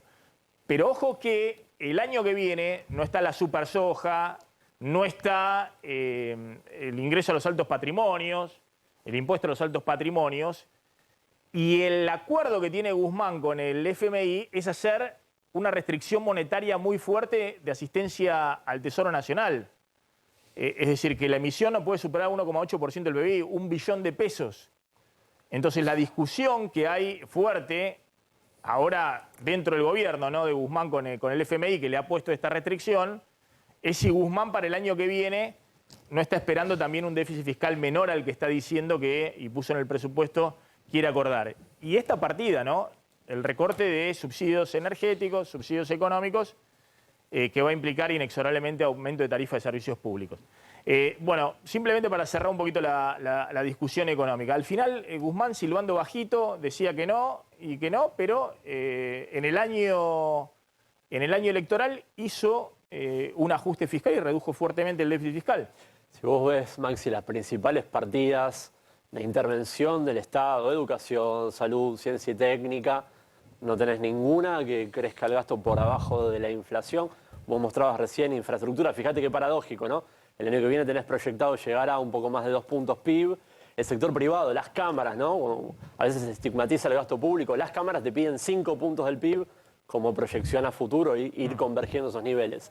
Sí, es verdad que te deja una inercia que vos llamas ajuste, para mí no es ajuste, sino que es por la composición de la forma, por cómo se dio el proceso de reducción en el principal componente, que es el previsional, el de seguridad social. Jubilaciones, pensiones y AUH. Sí, pero digo, eso con la fórmula, vos viste acá en Argentina somos muy maniqueos, en un año cuando la fórmula al revés revierta, porque tal vez empezás algún proceso incipiente de desinflación tenue y la fórmula te empiece a pagar la inflación de este año, vamos a los argentinos a decir... Si la inflación el año que viene es un poco por debajo del 50%, jubilados, AUH, el año que viene, como actúa la fórmula, van a recuperar poder adquisitivo. Exacto. Si la inflación se dispara al 55 y demás, no, van a volver a perder poder adquisitivo. Exacto, por eso fue la gran apuesta en esa primera parte, en esos primeros meses, cuando había intentado tabicar, achatando la distribución de la pirámide. Bueno, después eso por algunas inconsistencias políticas se terminó mancando. Digo, me parece que el programa fiscal para 2022 es perfectamente cumplible, vos lo estamos mostrando en todos los números,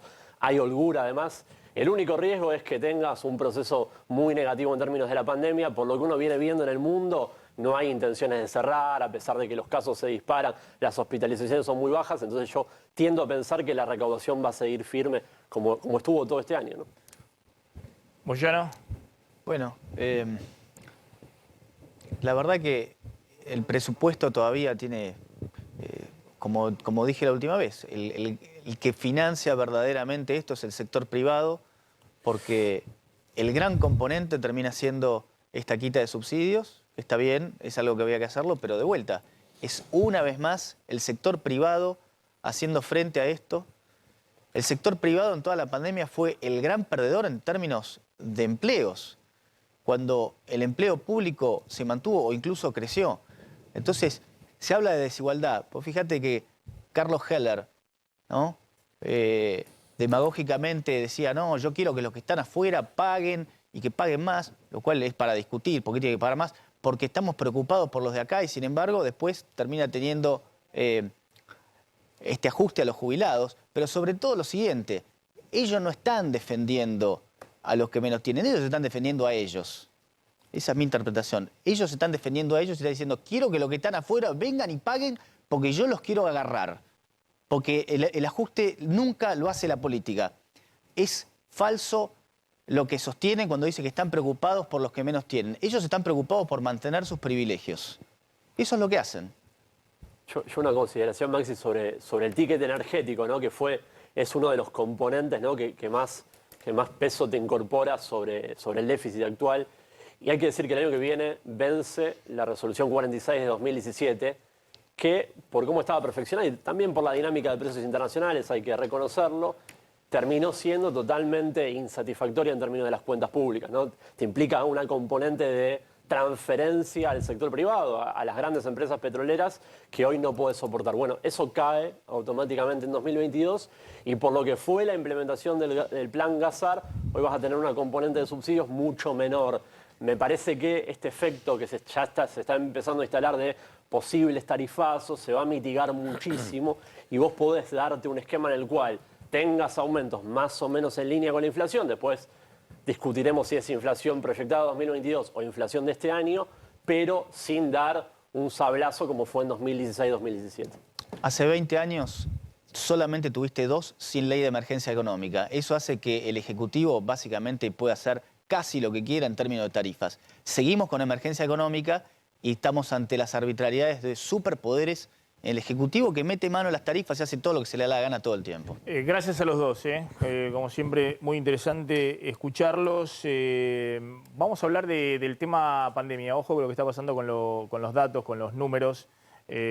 Salió a hablar Kreplak, el ministro de Salud de la provincia de Buenos Aires. Polémico, Maxi, ya empezaron a atacarlo desde la oposición porque se mezcla, ¿no?, la cuestión sanitaria con lo político siempre.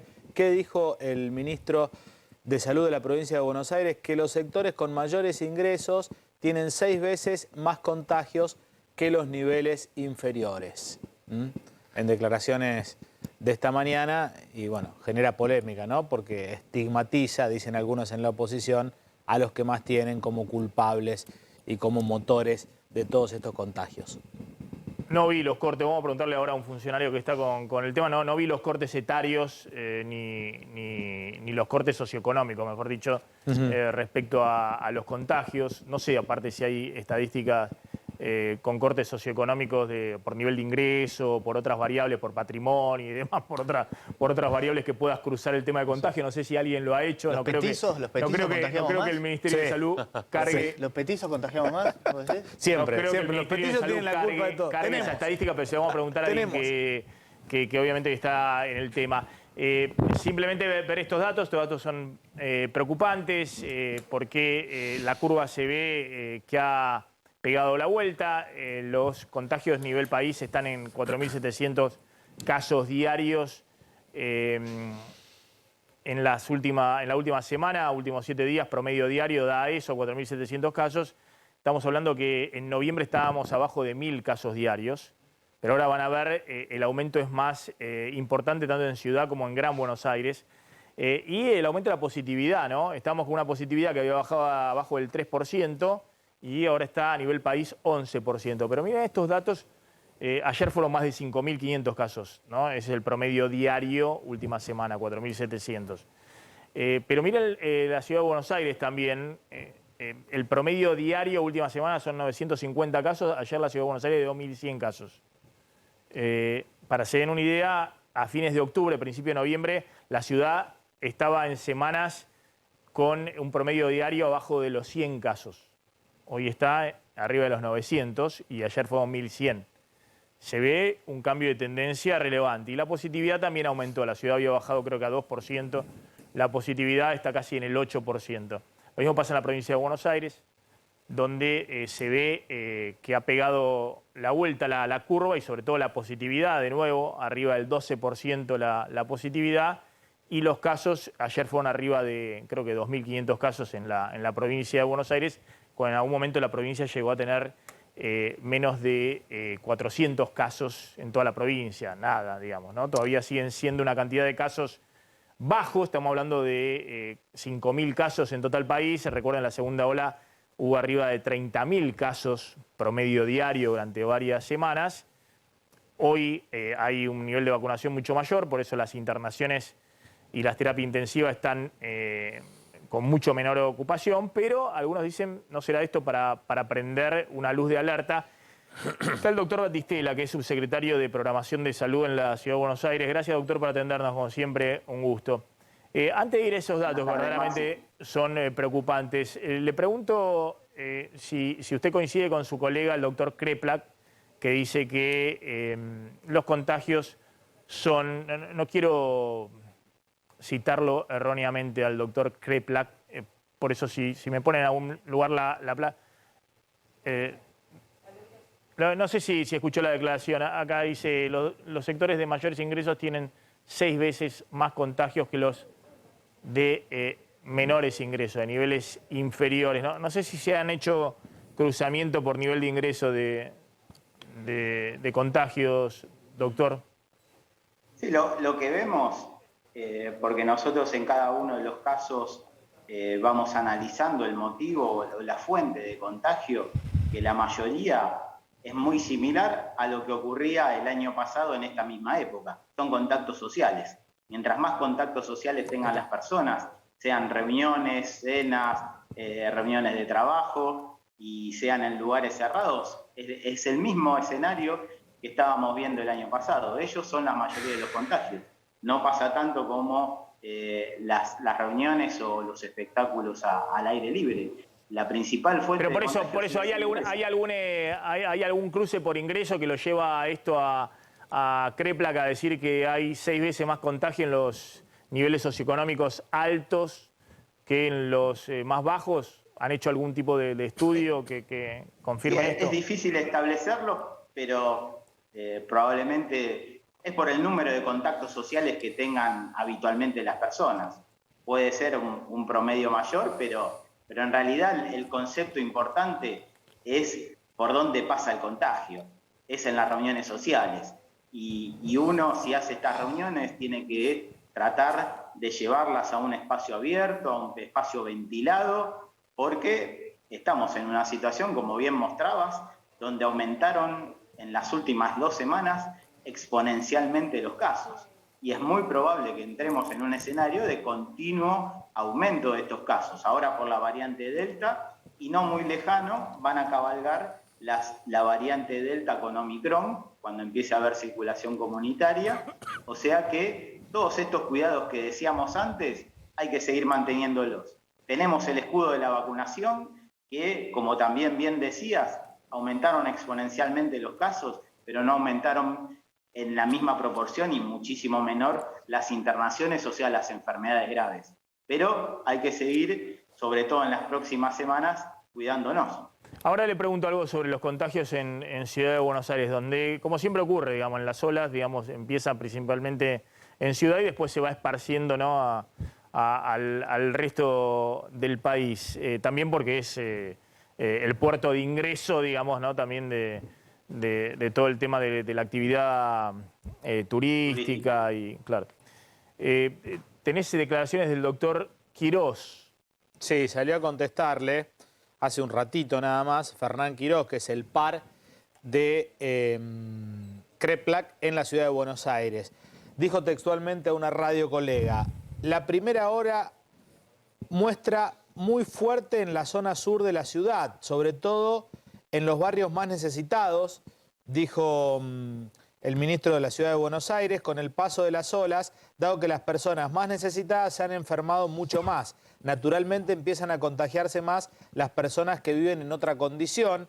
Hoy podría ser cierto, pero en la práctica la enfermedad tiene un comportamiento exactamente al revés, contestando lo que dijo Kreplak, que en los barrios más pudientes, digamos, que la zona con gente con mayores recursos, tiene unas 6 veces más en lo que hace a los índices de contagiosidad, Maxi.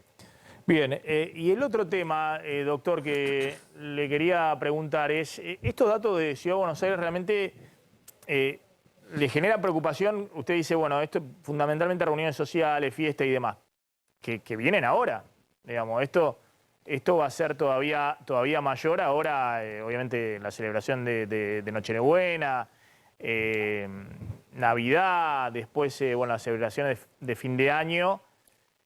Y también mucho movimiento, ¿no?, de turístico, ¿no? Estamos contando que va a ser un boom la costa, que gente que va, que viene a la ciudad, que va a Córdoba, que va al sur, que va...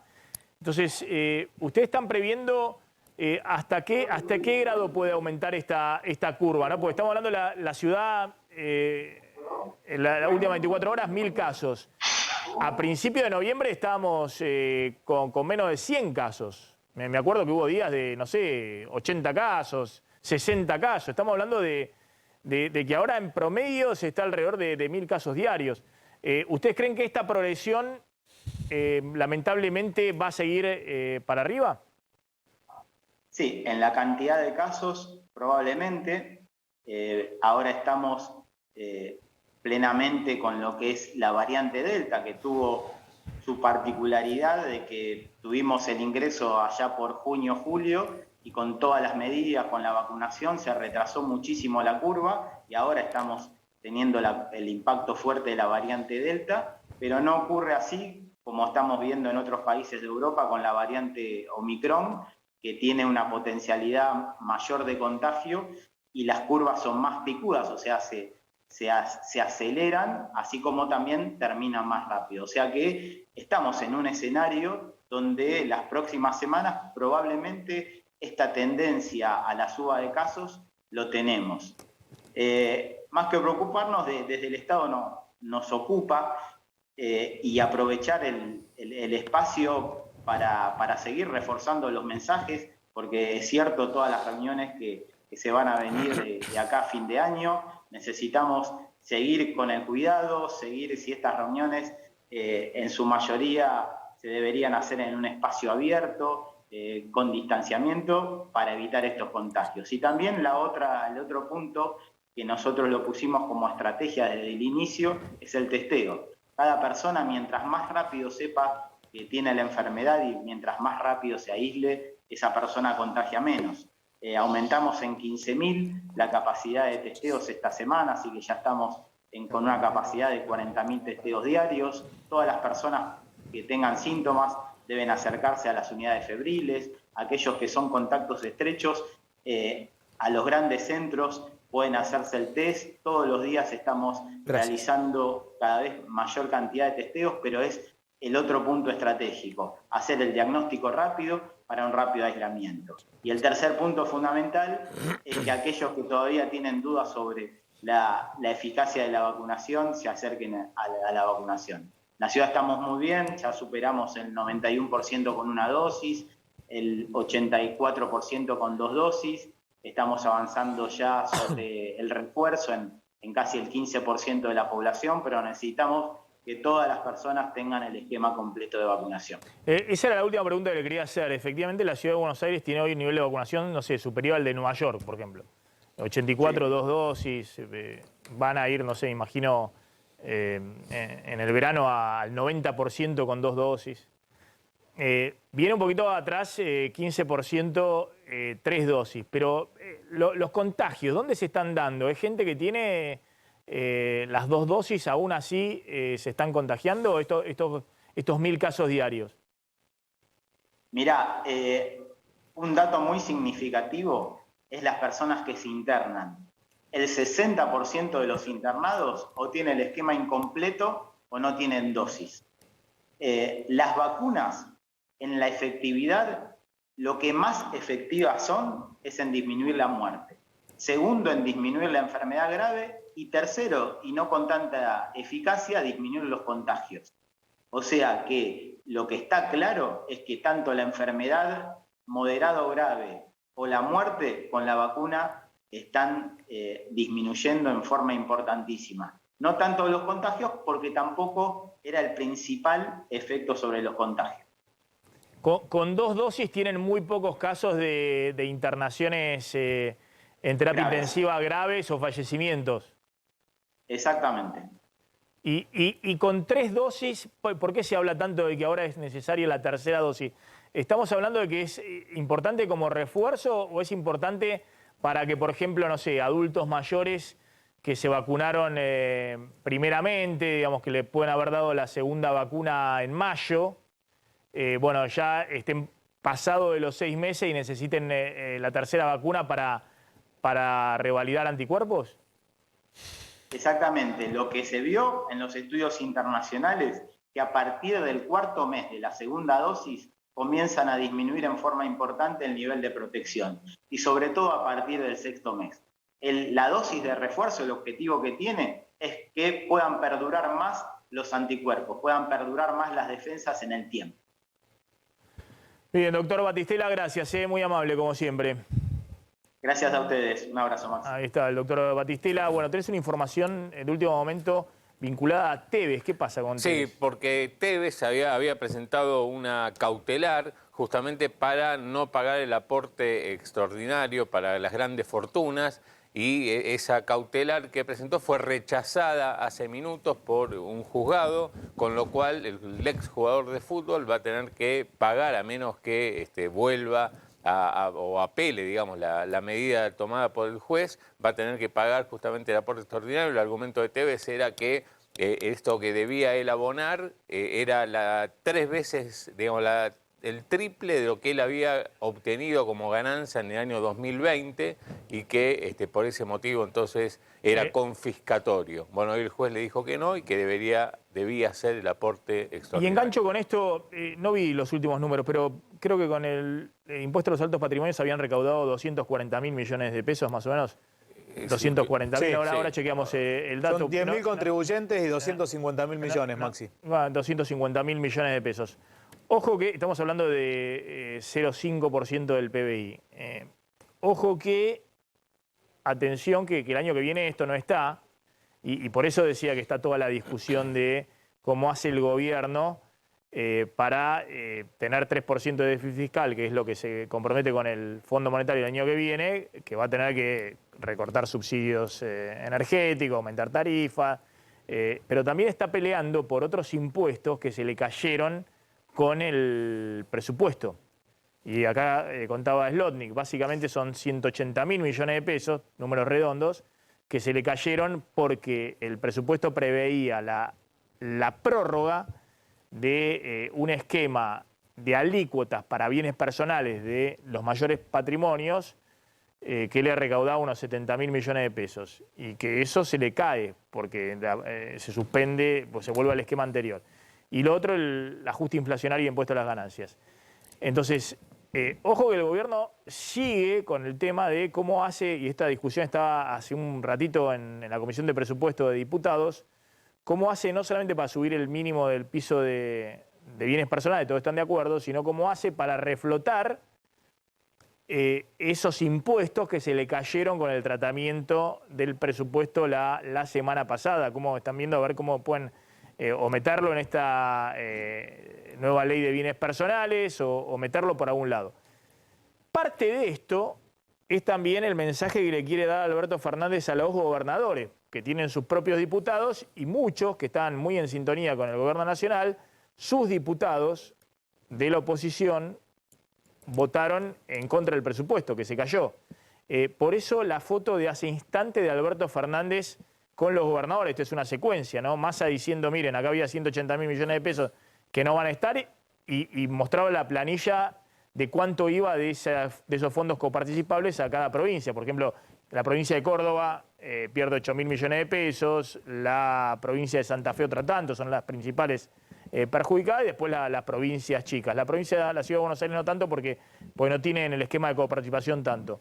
¿Con quién estuvo Alberto Fernández hace instantes en Olivos mostrando esta foto, que es, no sé, me imagino la excusa del brindis de fin de año, sí, pero lo que están discutiendo es el reparto de fondos el año que viene, ahora sin presupuesto? Así es, Maxi. Mira, en este momento están almorzando, hay 13 gobernadores, asistencia perfecta, está desde Axel Kicillof hasta Capitanich, todos gobernadores peronistas, ¿no? Perotti, está Mansur, el jefe de gabinete, está por supuesto Guado de Pedro, que es el que maneja la relación con las provincias, el ministro del Interior, está Vito Velo. El tema es cerrar una agenda común y actuar en bloque, y que no suceda, como vos comentabas, con el presupuesto, donde se le fueron cortando algunos gobernadores. Recordemos que de los 257 diputados que hay en el Congreso, muchos responden directamente a los gobernadores, y lo que acuerde presidencia o el Ejecutivo con los gobernadores es lo que terminan votando los diputados que representan a las provincias en el Congreso de la Nación. En este momento están almorzando, hermetismo total.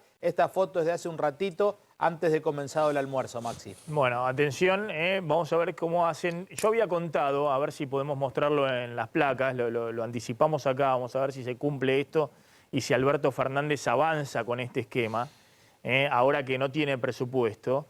Lo que está evaluando Alberto Fernández para poder avanzar con la negociación con el Fondo Monetario es la siguiente secuencia. Que firme un DNU, un decreto de necesidad de urgencia, la semana que viene, el jueves de la semana que viene, que es 30 de diciembre, con ese DNU lo que se hace es se prorroga el presupuesto 2021, pero ojo que con ese DNU se prorroga el presupuesto 2021, pero en el presupuesto 2021 figura un déficit fiscal de 4,5% del PBI y el gobierno quiere poner en algún lado las metas de déficit fiscal que se acuerdan con el fondo, entonces es probable que ese DNU también tenga las nuevas metas fiscales. No sé si esto tiene validez legal o no, pero es lo que quiere hacer el gobierno. Y después, lo que quiere hacer Alberto Fernández es que tal vez ese DNU, si ven que no llegan a un acuerdo mínimo con la oposición, derogue la ley de endeudamiento soberano que obliga a enviar el acuerdo con el FMI al Congreso. Es decir, que el acuerdo con el FMI no pase por el Congreso finalmente. Y como había contado acá Zlotnik, la secuencia que tienen ahora, el último cronograma que tienen para negociar con el fondo, es que en la tercera semana de enero o en la última semana de enero se apruebe el acuerdo con el fondo, se llegue al acuerdo con el fondo y que el directorio del FMI lo pueda tratar en febrero. ¿Para qué?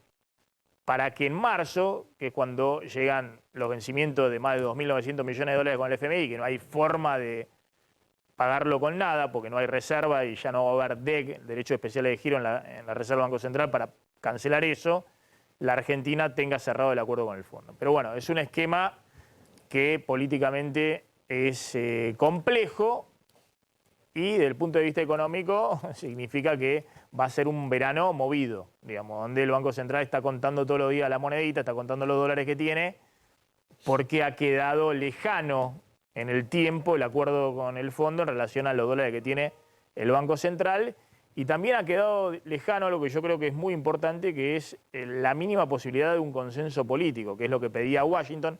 Washington pide, entre otras cosas, pide que alguien se haga cargo, lo que se llama ownership. Es decir, ¿quién es el que se hace cargo de este acuerdo?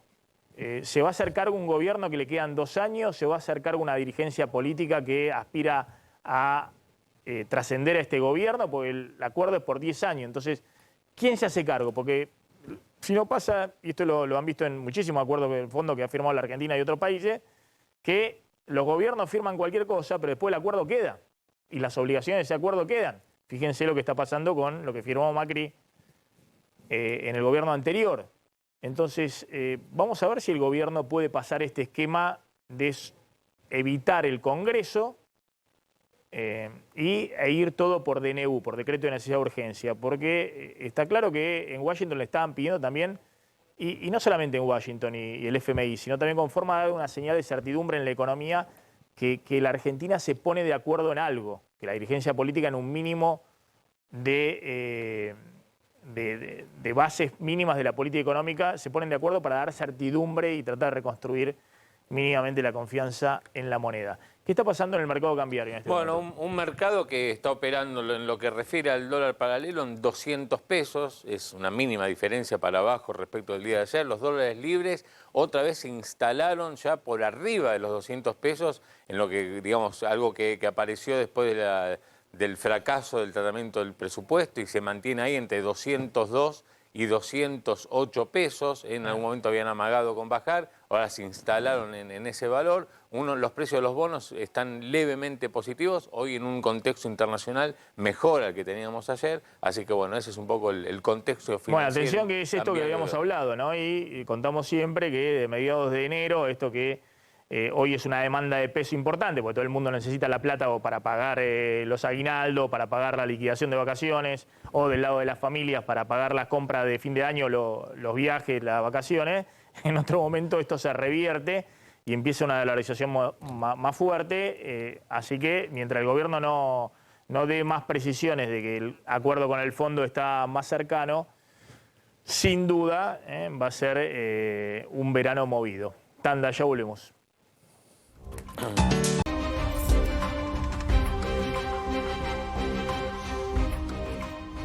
Atención, está Adrián Saque en Estados Unidos y Marta Bruno en Brasil. Adrián, ¿cómo estás?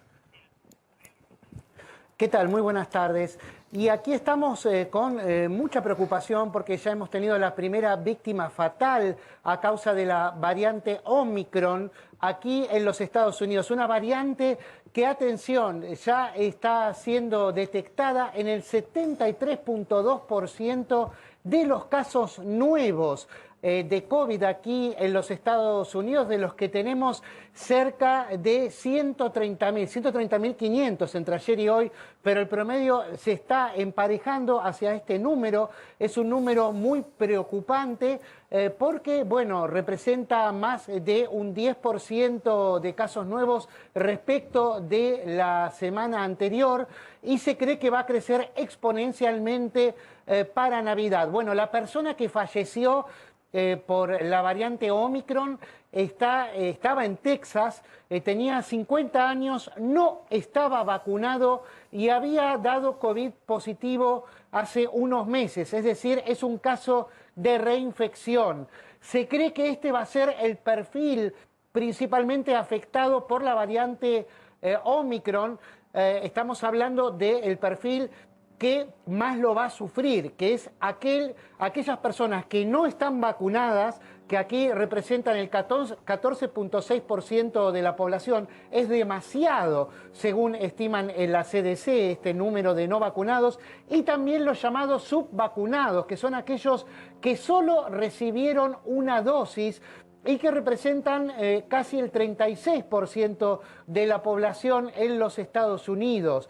¿Por qué? Porque la variante está afectando también a aquellas personas que recibieron 2 dosis e incluso 3 dosis de la vacuna, pero la gran diferencia es que aquellos que se enferman estando vacunados con esquema de vacunación completo o incluso con un refuerzo, la pasan como una enfermedad relativamente leve y sin necesidad de internación, sí de revisación médica quizá, pero con síntomas relativamente leves y no están colapsando el sistema sanitario. Hoy hablaba con un médico más temprano justamente que me comentaba eso, que iban aquí a uno de los hospitales de Atlanta, gente con síntomas, pero que no requerían más que cierto análisis previo por las dudas, ¿no? Pero que en la gran mayoría de los casos, un 90%, me decía él, los enviaban de vuelta a su casa. Esto es algo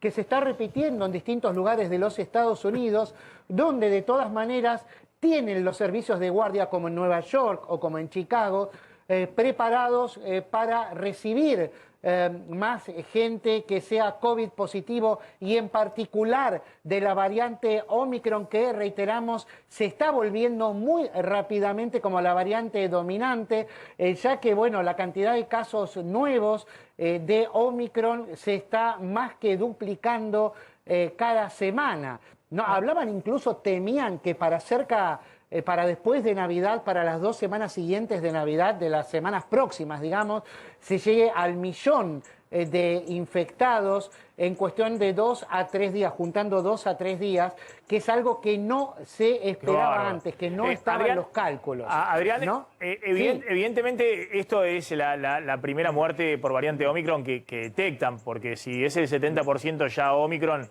de los 100.000 casos diarios que están teniendo más, obviamente debe haber muchísimas más muertes por Omicron, pero bueno, esta es la primera que detectan. ¿Cómo está la cantidad de fallecidos diarios y cómo viene el tema del sistema de salud, las internaciones y demás? Bueno, en fallecidos diarios tenemos un 2% menos que la semana pasada, es un número muy alto de 1.150 entre ayer y hoy. Y bueno, ese es el tema, que justamente estos muertos vendrían de internaciones, en muchos casos de larga duración, que corresponden a la variante Delta, que se estima que de por sí es mucho más peligrosa que la Omicron, aunque no tan contagiosa, ¿no? Ese es el gran tema, que la Omicron pasa la protección de las vacunas, pero no llega a ser complicaciones ni muerte, ¿no? Bien, Adrián, gracias, muy, muy amable como siempre. Hubo una advertencia de la OMS, ¿no? De la Organización Mundial de la Salud, con este tema, ¿no? Sí, polémico, ¿no? Dice que recomienda no pasar Navidad ni Año Nuevo en familia, es mejor cancelar que celebrar y estar de luto después, recomendó la Organización Mundial de la Salud. Ahí tenemos... Mirá la declaración, ¿no? Es fuerte, fuerte. Me imagino que es básicamente para Europa y también Estados Unidos. Un evento cancelado es mejor que una vida cancelada. Es mejor cancelar ahora y celebrar más tarde que celebrar ahora y estar de luto más tarde. Durísimo. Sí, muy fuerte, muy fuerte. Adrián, gracias. Como siempre, muy amable. Adrián Jack desde Estados Unidos. Marta, ¿qué está pasando? Gracias por atendernos como siempre. ¿Qué está pasando en Brasil con los contagios y con la situación sanitaria? En Brasil tenemos una baja. Buenas tardes, Maxi. Buenas tardes a todos. Tenemos una baja en los contagios, también en el número de muertos, que llega a más o menos 200, 128, lo registrado ayer, pero es importante destacar que hay una falla masiva en los datos del Ministerio de Salud. La principal aplicación del Ministerio de Salud que recibe los datos desde los estados está fuera del aire desde casi 10 días. Y eso es un problema respecto a los registros tanto de decesos y de casos como también de vacunación en todos los estados del país. Así que desde la semana pasada los números sí son bajos y siguen un ritmo ya según la vacunación masiva acá en Brasil, pero hay que mirar los datos con un poco de cautela por este problema técnico que estamos pasando. Bien, Marta, te hago brevemente una última pregunta, estoy con poco tiempo, pero ¿cómo queda Bolsonaro en este fin de año, ¿no? Ya empieza prácticamente la campaña en Brasil para la elección del año que viene, Bolsonaro, Lula, pero ¿cómo ha quedado después de estos cruces con la Corte Suprema, los dichos con el tema de las restricciones, las cosas que ha dicho Bolsonaro, ¿no? Prefiero morirme a perder la libertad, digamos, cosas muy duras, sus críticas a las vacunas, incluso habló de Pfizer y demás. En contra de la vacunación de los niños, Maxi, claro. Es importante decirlo, el presidente y el ministro de Salud están en contra de la vacunación de los niños y es algo muy grave. Una vez más el presidente, a pesar de la adhesión masiva de los brasileños acá, está hablando en contra de las vacunas. Hay un pronóstico de empezar la vacunación de los chicos tan solo en el mes de enero, eso pese a la llegada de la variante Omicron acá en Brasil. Y obviamente esa no es una posición que comparten los demás precandidatos y principales adversarios de Jair Bolsonaro, incluso el expresidente Lula, que el domingo pasado se juntó en una cena con el exgobernador de São Paulo, una fuerza de centro derecha, para una posible alianza en 2022. Es decir, por el espanto a Bolsonaro se están uniendo todos, ¿no? Fernando Henrique Cardoso, el gobernador de São Paulo, Lula, que tenían siempre posiciones muy, muy lejanas, distantes, pero bueno, parece que Bolsonaro los está unificando del otro lado. Marta, gracias, muy amable como siempre. Felices fiestas. Gracias a ustedes una vez más, Maxi. Gracias. Felices fiestas también. Gracias. Ahí está Marta Bruno. Nos estamos retirando. Se quedan con Marce Pagano. Mañana vamos a hablar de los precios del trigo y sobre todo de la cosecha, de lo que ha sido la cosecha récord también del trigo, y eso aporta algunos dólares. Vamos a ver si finalmente entran. Quédense con Marcela Pagano en el aire de A24. Chao, pásenla bien.